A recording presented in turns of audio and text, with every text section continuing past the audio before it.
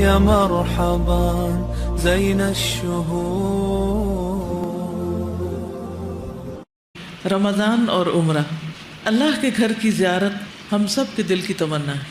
حج اور عمرے کے لیے ہر مومن کا دل تڑپتا ہے۔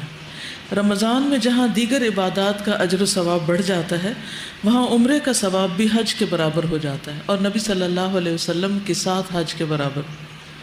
اس کی دلیل ہمیں درج ذیل احادیث سے ملتی ہے۔ حضرت ابن عباس سے روایت ہے کہ جب رسول اللہ صلی اللہ علیہ وسلم حجۃ الوداع سے واپس ہوئے تو آپ نے ام سنان انصاریہ سے دریافت فرمایا کہ تم حج کرنے کیوں نہیں گئی؟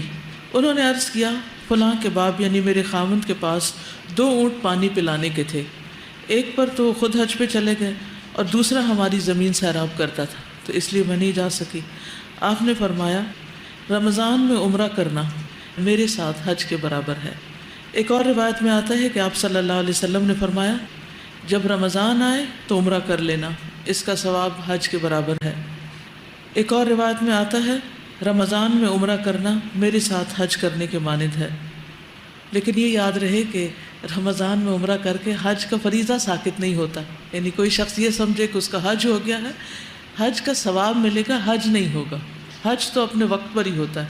الحج اشہر معلومات، حج کے مہینے سب کو معلوم ہے، تو وہ اپنے مقرر مہینوں میں طے شدہ ایام اور قاعدے کے مطابق ہی ہوتا ہے۔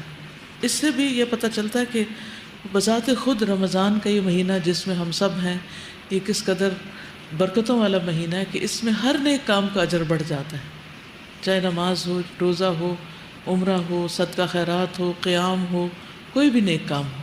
تو اس لیے ہر نیکی شوق سے کرنی چاہیے۔ روزہ رکھ کے اگر آپ تھک جائیں یا قیام کر کے تھک جائیں تو دل میں کوئی ملال نہیں آنا چاہیے، پھر بھی شکر ادا کرنا چاہیے کہ اللہ تعالیٰ نے ہمارے گناہوں کے کفارے کا کوئی موقع ہمیں عطا کیا ہے۔ يا مرحبا زين الشهور.